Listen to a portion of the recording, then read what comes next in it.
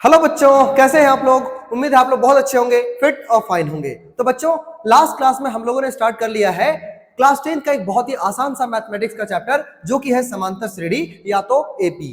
बच्चों, इसका इंट्रोडक्शन का लास्ट क्लास में मैंने कवर कर लिया है और इंट्रोडक्शन आपको चैप्टर का बेसिक अंडरस्टैंडिंग देता है, इसीलिए उसे मिस ना करें। और इसी सीरीज को हम आगे बढ़ाते हैं, उसी क्रम को आगे बढ़ाते हैं और आज हम लोग नेक्स्ट एक्सरसाइज के एग्जांपल्स को कवर कर रहे होंगे। तो आइए स्टार्ट करते हैं, कुछ नए कॉन्सेप्ट्स को सीखते हुए आज के एक्सरसाइज को सॉल्व करते हैं। तो बच्चों, सबसे पहले हम लोग एग्जांपल को देखेंगे और एग्जांपल का क्वेश्चन देखें।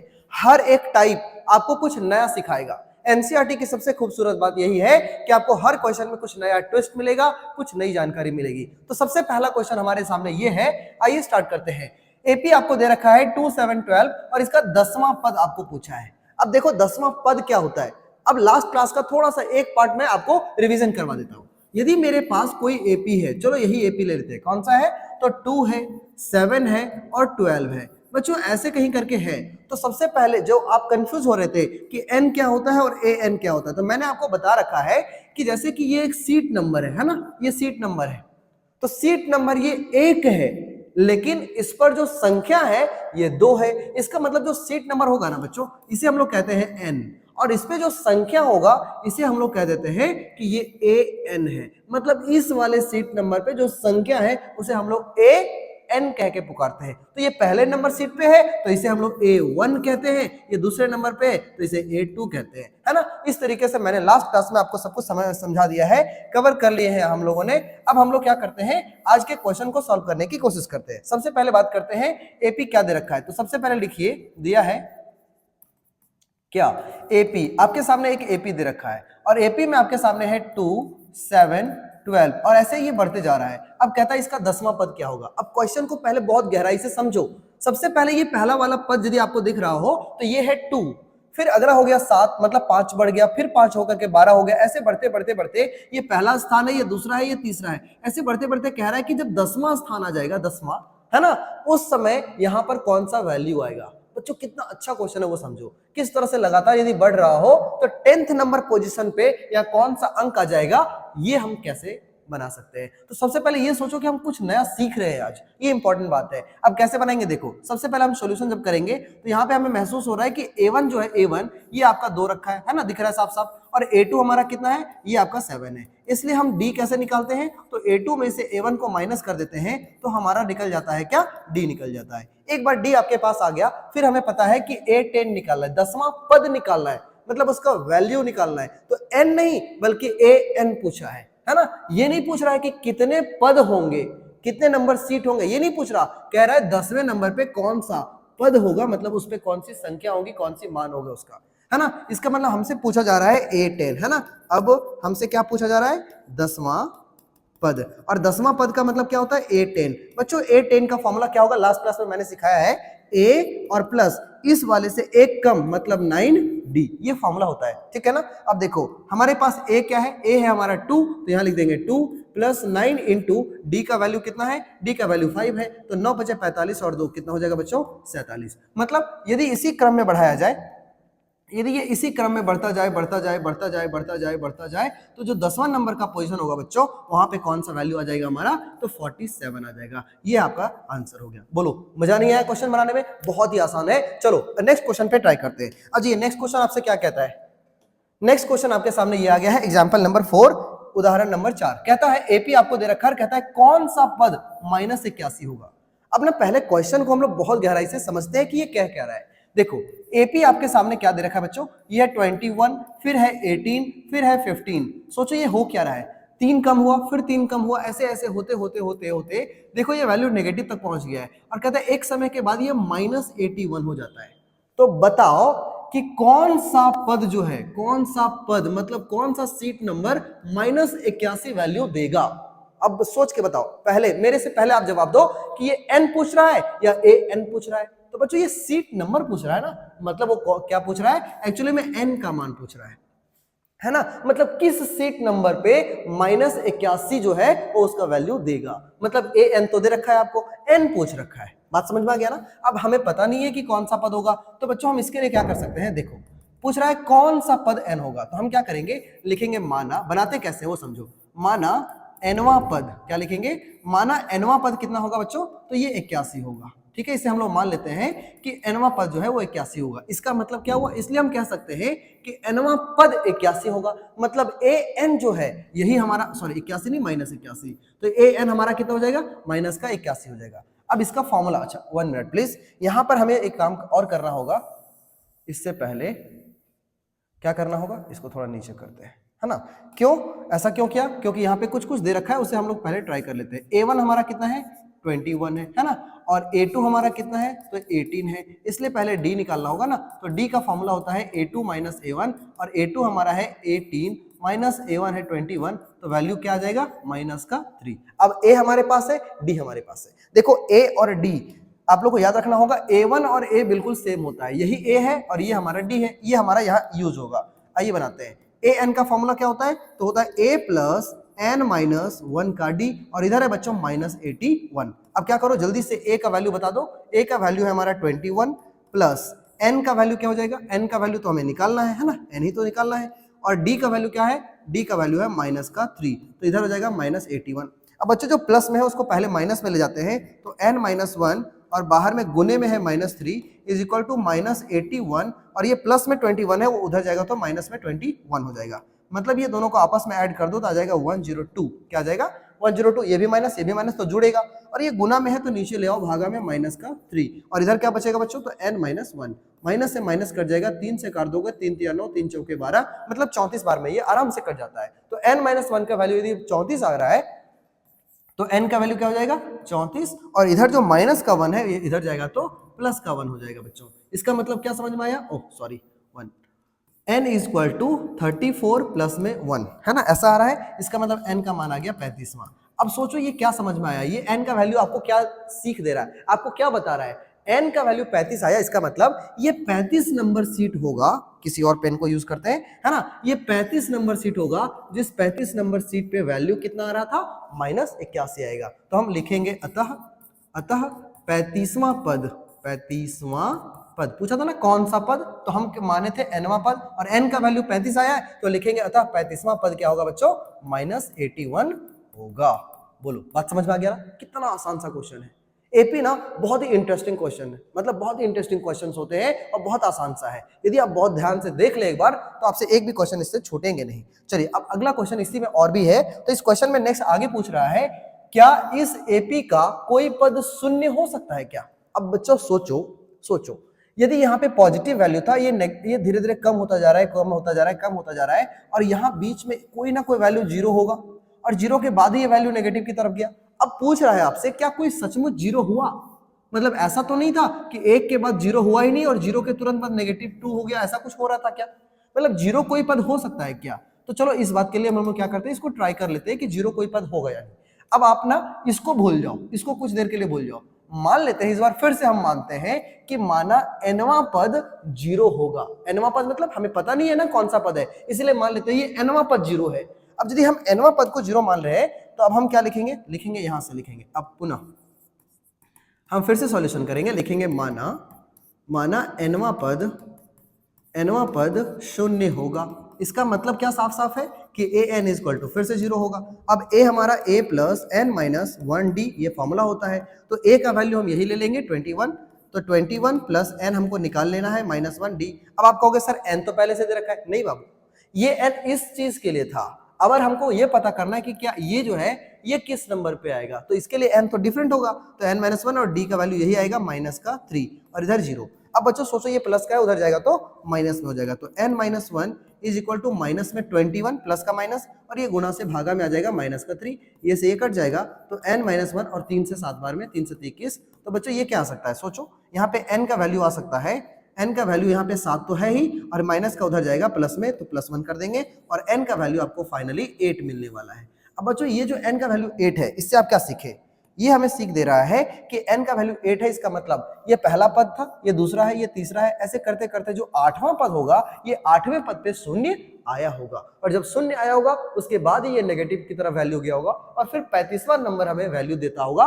-81। यहाँ एक और लैंग्वेज लिख दीजिए, लैंग्वेज हम ये लिखेंगे, अतः 8वां पद शून्य होगा। है ना बच्चों। तो इस तरीके से कितना आसानी से हम लोगों ने इस क्वेश्चन को सॉल्व कर लिया है ना। उम्मीद है आपको बहुत ही मजा आया होगा इस क्वेश्चन को। चलिए नेक्स्ट क्वेश्चन को देखते हैं और जल्दीबाजी में बनाना है क्योंकि समय कम है, क्वेश्चन ज्यादा है। चलिए क्वेश्चन है एपी, वह एपी निर्धारित करिए जिसका तीसरा पद है 5 और सातवां पद है 9। कितना आसान सा भोला सा क्वेश्चन है। आज जो बनाते हैं, लिखते हैं, दिया है क्या, वही दिया है ना। बहुत ही भोला भाला क्वेश्चन है। कैसे, देखो तीसरा पद है 5, अब तीसरा पद है इसका मतलब क्या हुआ, तीसरा पद को हम कैसे डिनोट कर सकते हैं, तीसरा पद। अब जब भी पद दिया हुआ मतलब A3, तीसरा पद का मतलब क्या होता है A3, और A3 कितना दिया है बच्चों, ये दिया है आपका 5, ठीक है ना। और क्या दिया है, सातवां पद, तो ऐसे भी लिख सकते हैं हम, सातवां पद मतलब A7, A7 कितना है, तो ये आपको 9 दे रखा है। अब जब भी ऐसे क्वेश्चंस आपके सामने आ जाए तो आप हल कैसे करेंगे, लिखना है। अब देखो जब भी इस तरीके से आपको दो पद दिए हुए हों तो हमेशा इन दोनों को आपस में माइनस कर दीजिएगा, हमेशा बड़े से छोटे में। मतलब हम क्या कर सकते हैं, A7 माइनस A3 यदि हम करते हैं, मतलब इसमें से यदि हम इसको घटाते हैं तो इसके वैल्यूज भी घटेंगे, मतलब 9 माइनस 5 ऐसा हो जाएगा। अब आप सोच रहे होंगे सर इसके बाद क्या होगा, तो देखो यहाँ के बाद ना मैं एक तरीका आपको बता सकता हूं जिसके बाद आप डायरेक्ट जंप कर सकते हैं, या तो आप आराम से भी इसे सीख सकते हैं। देखो डायरेक्ट जंप करते हैं तो इसका एक तरीका है कि 7 में से 3 घटा दो, ऐसे 7 माइनस का 3 और बाहर में लिख देना बच्चों D, क्या लिख देना D, बस काम हो गया। अब बोलोगे ये कहां से आया, अभी सिखा देता हूं। देखो इसे आप तोड़ोगे तो क्या आ जाएगा, वह A प्लस 6D, और यदि इसे कर दोगे तो आ जाएगा A प्लस का 2D, ऐसा आएगा प्लस का 2D। बट जब हम इस प्लस को ऐसे लिखे और बाहर का ब्रैकेट, इस ब्रैकेट को यदि हम हटाने की कोशिश करें तो क्या आ जाएगा, ये जो प्लस है इसे ये क्या कर देगा, इसे ये माइनस कर देगा बच्चों। जब ये ब्रैकेट हटेगा मतलब ये भी माइनस और ये भी माइनस हो जाएगा। बात समझ में आया। अब सोचो कि ये और ये कट गया आपस में, तो फिर क्या हो सकता है, 6 में से 2 जाएगा तो 4D, और इसे भी आपस में घटा के देखो तो 4D ही आ रहा है।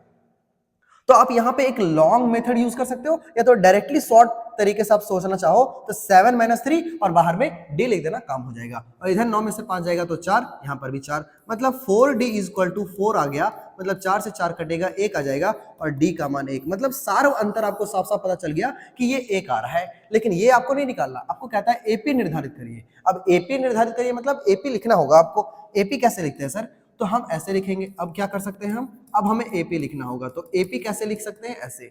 AP का मतलब होता है A1 फिर कॉमा A2 फिर कॉमा A3 फिर कॉमा A4 फिर कॉमा A5, ऐसे बढ़ते बढ़ते बढ़ते ये AP होता है बच्चों, ठीक है। ज्यादा ज्यादा आप 3 निकालिए, काफी होता है ना, इसके बाद जरूरी नहीं है। अब एक बात सोचो, यहाँ पर जब हम AP निकाल रहे होंगे तो A भी जरूरत पड़ेगा, D भी जरूरत पड़ेगा। आपके पास D तो है बट अभी तक हम लोगों ने A नहीं निकाला है, तो इससे पहले एक काम और करना होगा यहीं से, है ना। लिखेंगे, अब हम क्या करेंगे, देखो एक वैल्यू हमको दे रखा है A3 बराबर 5, तो A3 बराबर में 5 लिख देते हैं। A3 का मतलब क्या होता है, A plus 2D is equal to 5।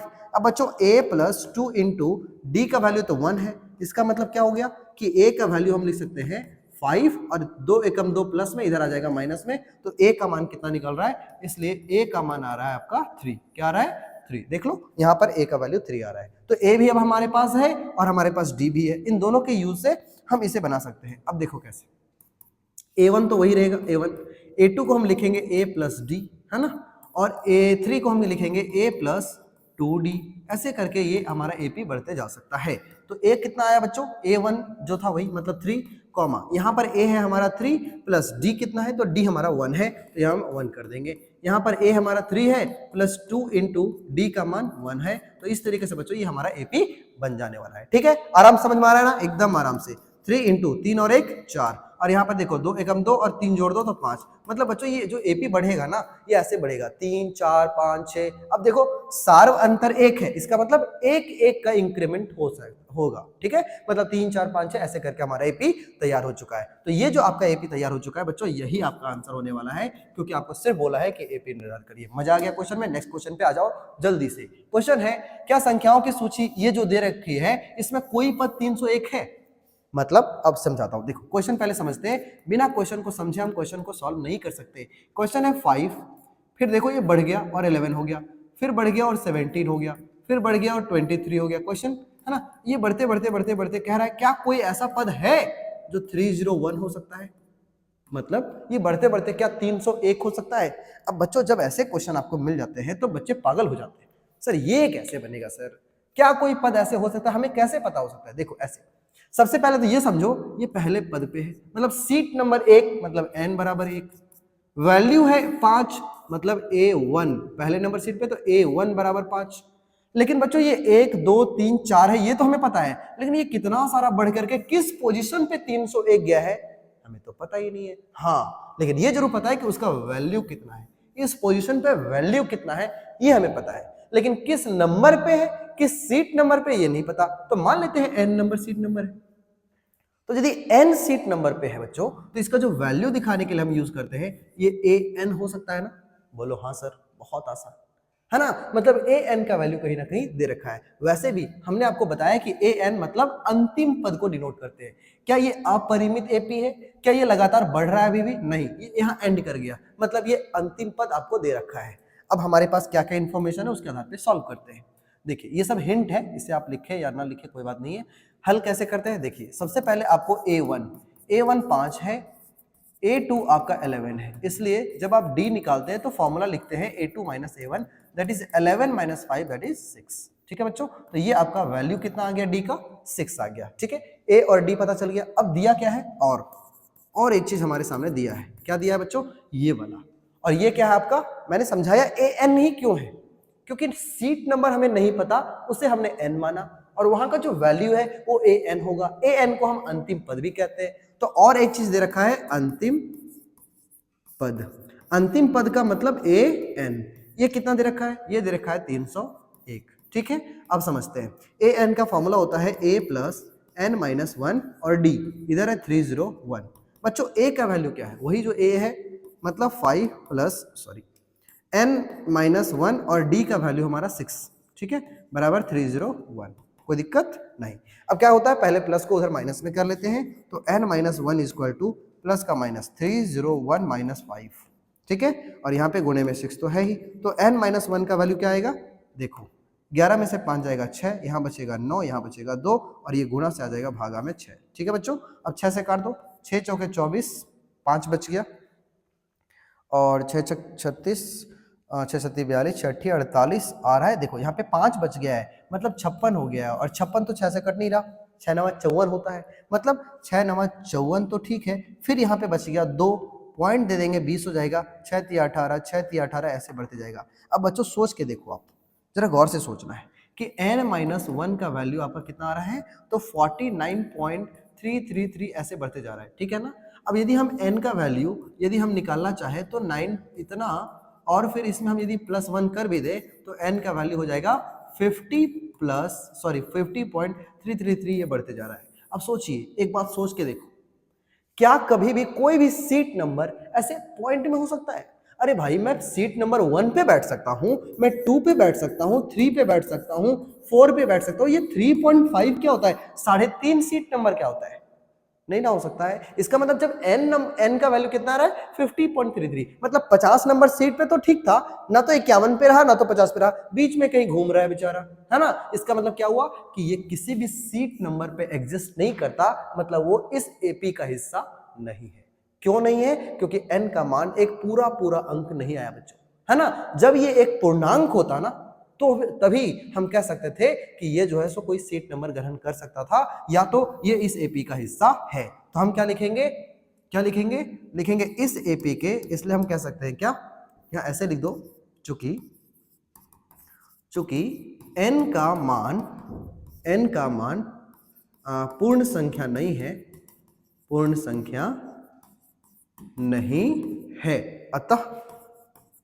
अतः हम क्या कह सकते हैं, अतः 301 जो है, 301 ये हमारे सूची का हिस्सा, सूची मतलब एपी, है ना, ये एपी का हिस्सा नहीं। बात समझे, क्योंकि सीट नंबर ही अजीब सा है ना। यदि सीट नंबर ऐसा आ गया तो वहां का वैल्यू कैसे आ सकता है बच्चों, है ना। इसका मतलब ये एग्जैक्टली किसी सीट पे नहीं है, ये किसी बीच के मिड का कोई वैल्यू है। जैसे यहाँ सोचो, 5 से 11 हो गया, 11 से 17 हो गया, अब बीच में मैं पूछ दूं कि 13 इस एपी का हिस्सा है क्या, तो 13 इस एपी का हिस्सा कहाँ है, नहीं है ना, क्योंकि 11 से डायरेक्ट 17 आ गया है। उसी तरह से ये बीच का कोई वैल्यू है जो कि बीच में आ गया है, इसीलिए हमारा n का वैल्यू कुछ इस तरह से आ रहा है। यदि ये डायरेक्टली 50 आ रहा होता तो ये हिस्सा हो जाता। ठीक है ना, इस तरीके से क्वेश्चन है। उम्मीद है आपको बहुत अच्छे से समझ में आ गया होगा। नेक्स्ट क्वेश्चन को हम लोग ट्राई करने की कोशिश करते हैं। 2 अंकों वाली कितनी संख्या 3 से विभाज्य है? बच्चों बहुत इंपॉर्टेंट क्वेश्चन है, ये बोर्ड एग्जाम में कई बार रिपीट करता है। ठीक है, आइए सॉल्व करते हैं। देखो, जब भी कह रहा है कि 2 अंकों वाली कोई संख्या और 3 से विभाज्य है ना, तो सबसे पहले एपी तो आपको खुद निकालना होगा। कैसे कैसे निकालेंगे सर? देखो, 2 अंकों वाला, अब इसके लिए आपको सिर्फ और सिर्फ 3 का टेबल आना चाहिए। 3 का टेबल आता है क्या? 3 एकम 3, 3 दूना 6, 3 तिया 9, 3 चौके 12, 3 पचे 15, 3 छक 18, ऐसे बढ़ते जाओ बढ़ते जाओ बढ़ते जाओ। अब सोचो कि 2 अंकों की मैक्सिमम बड़ी से बड़ी संख्या कितना हो सकता है? 2 अंकों की बड़ी से बड़ी संख्या तो 99 होता है ना। उसके बाद यदि करोगे तो 100 आ जाएगा, जो कि 3 अंक का हो जाता है बच्चों, है ना। इसका मतलब ये तो हो नहीं सकता, तो 2 अंकों की बड़ी से बड़ी संख्या 99 होता है। तो इस पहाड़े में यदि मैं सोचूं कि लास्ट संख्या में 99 को ले लूं, तो क्या आप सेटिस्फाइड है? क्या 3 के टेबल में 99 भी आ जाता है? हाँ सर, आ जाता है, 3 से कट जाता है, मतलब ये 3 के टेबल में आता होगा बच्चों। तो हमारा एपी यही तो तैयार हो गया। क्या बोलो बोलो बोलो।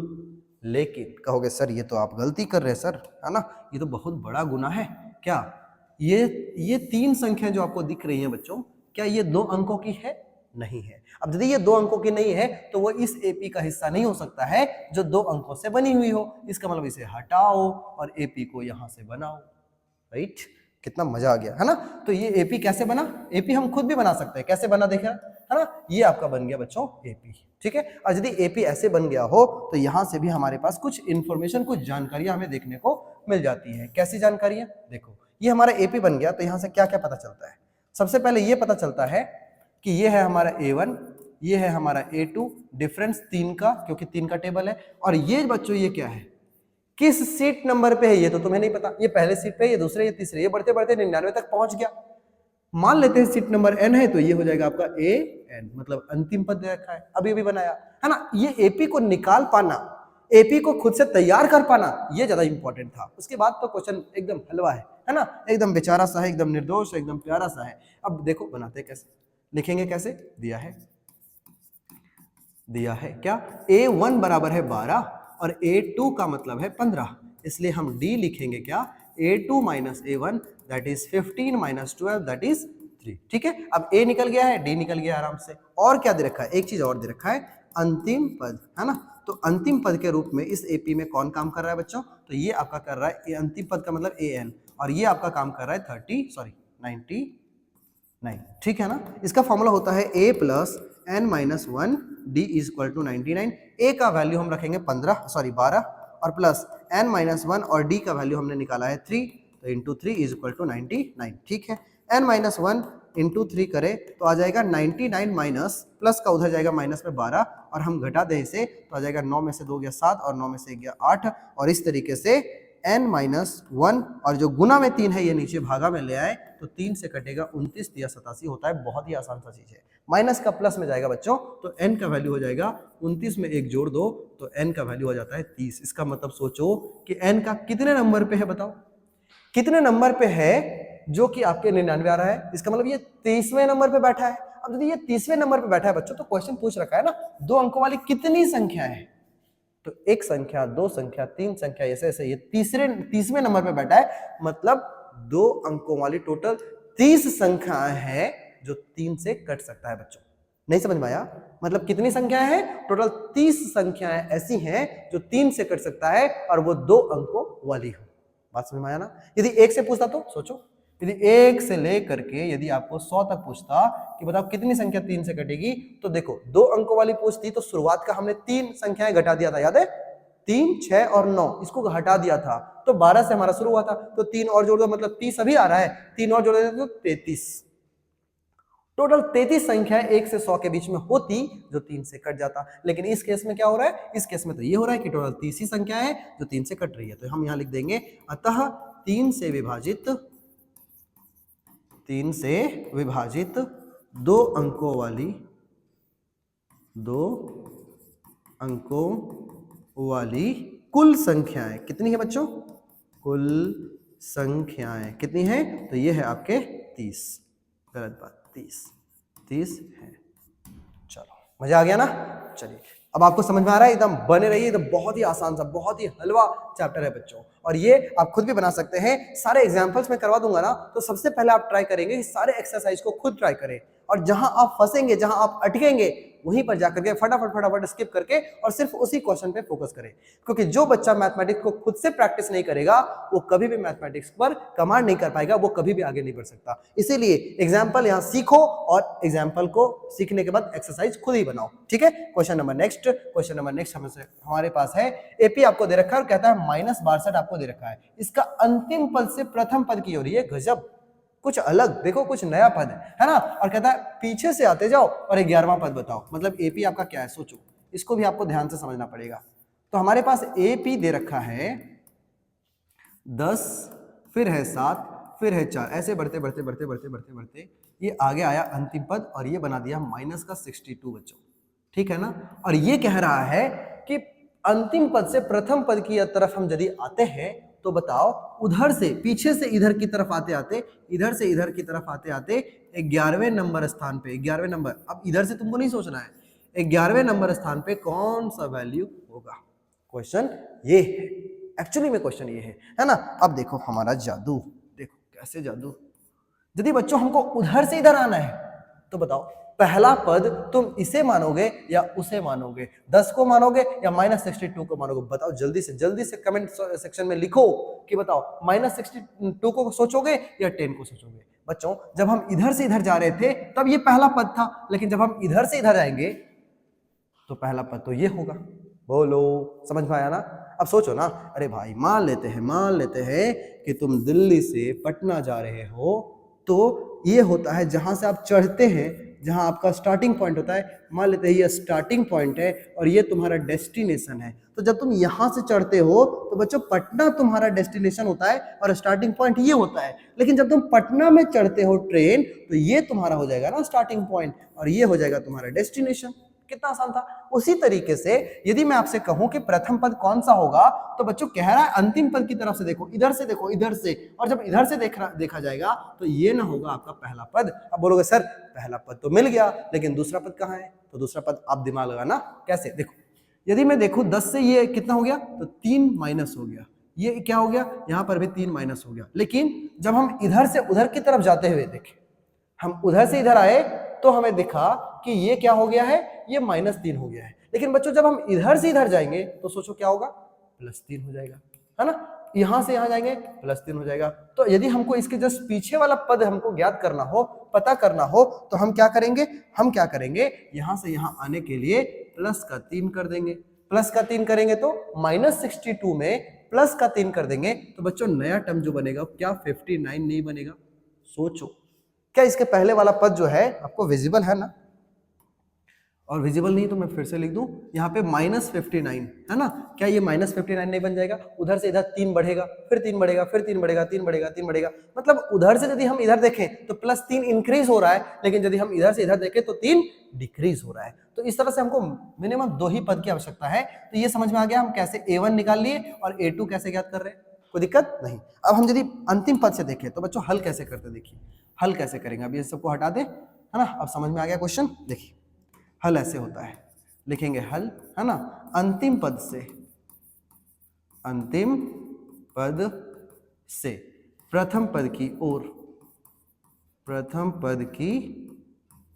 ओर आने पर क्या होगा, A1 हमारा हो जाएगा -62 और A2 हमारा हो जाएगा -59। इसलिए यदि हम D निकाले तो फॉर्मूला होता है A2 - A1। A2 हमारा है -59 माइनस A1 हमारा है -62, मतलब -59 प्लस का 62 और हमारा वैल्यू आ जाएगा +3। तो D हमारा आ गया +3, ठीक है। अब आपको क्या पूछा, कह रहा है कि 11वां पद क्या होगा, इसलिए 11वां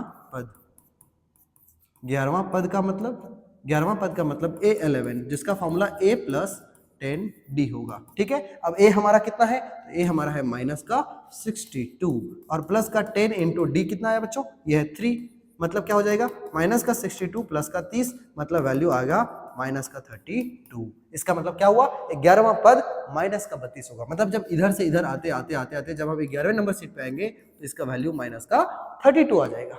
नहीं समझ में आया क्या, यहाँ लास्ट में लिख दो,